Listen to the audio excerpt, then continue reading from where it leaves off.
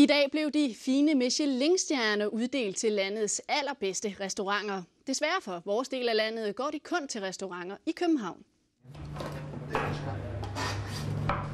Det er det her, det handler om. Ikke bare mad, men god mad.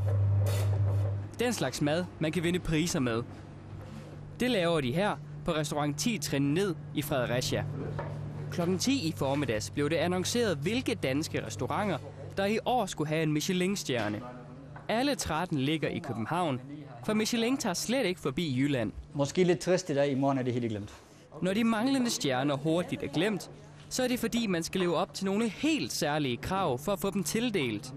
Og de krav harmonerer ikke særlig godt med den måde, de laver mad på i Fredericia. Så er man jo ikke sig selv mere. Man er jo selvstændig og driver en restaurant, fordi man har noget, man synes, der er godt, og folk sætter pris og værdi på, og godt kan lide. Og hvis man har sådan noget, hvis man har det godt med det, hvad man lærer, og er glad for at komme på arbejde hver dag, så kan jeg ikke se, at man skal lære det om, fordi man får en kursedut i en bog. Det er ikke kun københavnerne, der kan finde ud af at lave mad. Spørger man en velanset madanmelder, så burde det franske dækfirma også køre en tur forbi det jyske. Tanken med Michelin-guiden, det var jo, at man skulle bruge de der Michelin-dækkene på bilerne til at køre rundt og komme ud i landet. Så det der med, at man så kun skal køre til København, det synes jeg på en eller anden måde slet ikke giver mening. Men sådan har de nu engang besluttet, at det skal være i Danmark. Det er jo ikke alle lande, de har besluttet det i.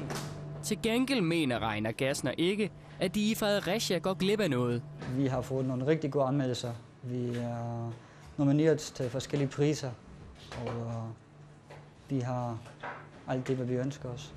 Men så er dagens store spørgsmål jo, ville 10 trin ned i Fredericia kunne få en Michelin-stjerne?